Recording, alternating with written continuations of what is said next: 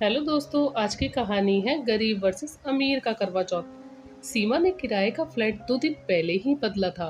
वो अपने पति को लंच बॉक्स पकड़ाकर वापस घर जा ही रही होती है कि अचानक उसने देखा एक महिला गाड़ी में से उतर रही है।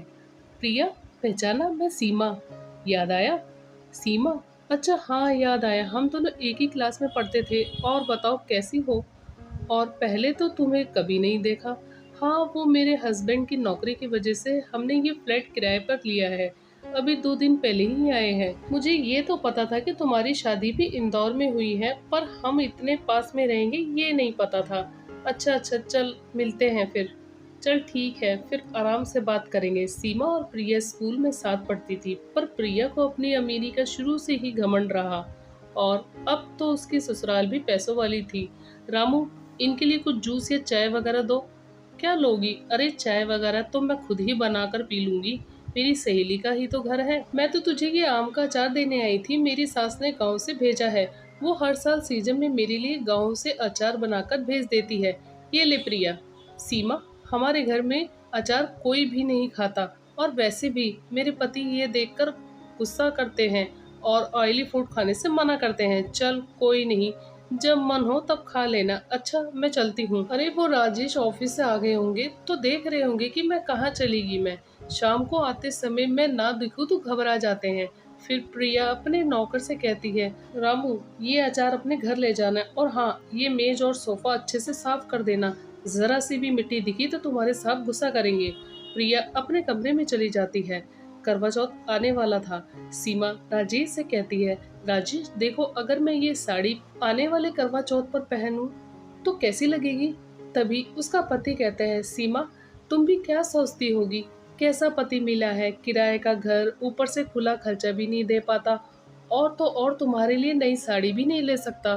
क्या करूं, मेरी तनख्वाह ही इतनी कम है कि महीना बीतते बीतते पता ही नहीं चलता और पैसा खर्च हो जाते हैं। राजेश, मुझे आपका प्यार मिल गया, उसके सामने मुझे दुनिया की किसी भी चीज का कोई लालच नहीं। आप हो तो सब कुछ है। तुम सच में बहुत अच्छी हो सीमा। अच्छा एक काम करो, ये 1000 रुपये रख लो, व्रत का सामान ले आना। तभी प्रिया सीमा के घर आती है। तभी सीमा कहती है, अरे प्रिया तू मेरे यहाँ आ बैठ, कैसी है? मैं ठीक हूँ। वो करवा चौथ की पूजा के लिए कॉलोनी की सारी महिला मेरे घर ही इकट्ठा होती है, तो सोचा तुझे भी बता दूं, तुम मेरे घर में ही पूजा के लिए आ जाना, पंडिताइन भी टाइम पर आ जाएगी। तभी सीमा कहती है, अच्छा ये तो बहुत अच्छी बात है, सब साथ मिलकर पूजा करेंगे। अच्छा तू बैठ, मैंने राजमा चावल बनाए हैं, मेरे हाथ के खाकर जाना। नहीं नहीं, मैं डाइट प्लान से ही चलती हूँ। अभी मुझे घर जाकर एक्सरसाइज भी करनी है, और मेरी ट्रेनर आ गई होगी। सीमा चुप हो जाती है। कुछ दिन बाद करवा चौथ का व्रत आता है और कॉलोनी की सारी औरतें तैयार होकर प्रिया के घर पहुंचती हैं। कुछ देर बाद सीमा भी पहुंच जाती है। प्रिया जी, आपकी साड़ी तो हर बार की तरह इस बार भी सबसे अलग और सुंदर है। जी मिसेस शर्मा, वो मेरे मुंबई के पर्सनल फैशन डिजाइनर ने डिजाइन की है, पूरे 5 लाख की है। वैसे सच में प्रिया जी, करवा चौथ मनाने का असली मजा तो आपके घर पर ही आता है। प्रिया, तू तो सच में बहुत सुंदर लग रही है। सीमा की बात सुनकर प्रिया बात को काट देती है, और तभी पंडिताइन भी आ जाती है और सब औरतें गोल घेरा बनाकर बैठ जाती हैं और कथा सुनने लगती है। इस तरह पूजा समाप्त होती है। सभी औरतें अपने अपने घर चली जाती हैं। सीमा भी अपने घर आ जाती है और रात में चंद्रमा निकलने का इंतजार करने लगती है। चंद्रमा निकलने में अभी वक्त था। सीमा राजेश को बार बार छत पर चंद्रमा देखने के लिए भेज रही थी। उसी बीच सीमा ने प्रिया को फोन मिलाया। हाँ सीमा बोलो, क्या काम है?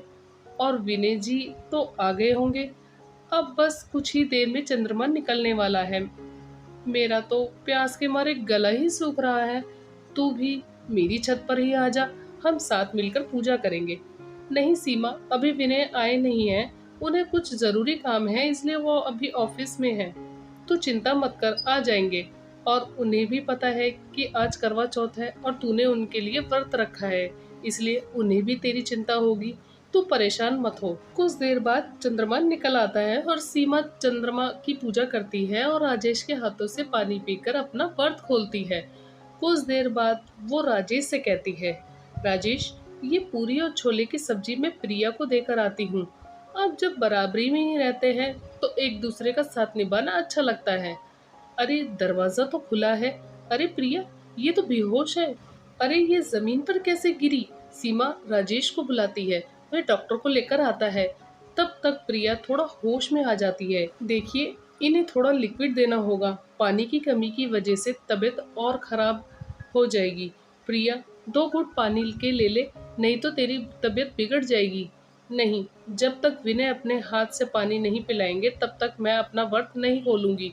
अच्छा, मैं चलता हूँ। आप कोशिश कीजिएगा कि ये कुछ लिक्विड पानी या जूस पी ले, उसी से ही तबीयत में कुछ सुधार आएगा। तभी प्रिया कहती है, पता नहीं विनय का फोन भी नहीं लग रहा। एक काम कर, मुझे विनय जी के ऑफिस का पता दे। राजेश उनको जाकर ले आएंगे। बस तू अपना मन शांत रख, सब ठीक हो जाएगा। राजेश, अब विनय जी के ऑफिस चले जाओ। राजेश अपनी मोटरसाइकिल पर विनय के ऑफिस जाता है और वहां जाकर उसे सारी बात बताता है। विनय एक मीटिंग में व्यस्त था, इसलिए उसका फोन ऑफ था। कुछ देर बाद विनय घर पहुंचता है। सॉरी प्रिया, मैं भूल गया था, आज तुमने मेरे लिए करवा चौथ का व्रत रखा है और तुम सुबह से भूखी प्यासी मेरी राह देख रही हो। राजेश, कुछ देर और मुझे लेने ना आता तो मैं पता नहीं कितने घंटे और ऑफिस में काम करने में बिजी रहता। प्रिया चलो, अब सबसे पहले चंद्रमा की पूजा कर लो और विनय जी के हाथ से पानी पी लो, ताकि फिर तुम जूस पी सको। प्रिया चंद्रमा की पूजा करती है और विनय के हाथों से पानी पीती है। उसके बाद सीमा उसके लिए जूस लेकर आती है। सीमा, तुम सच में बहुत अच्छी हो। मैंने तुम्हें समझने में गलती की।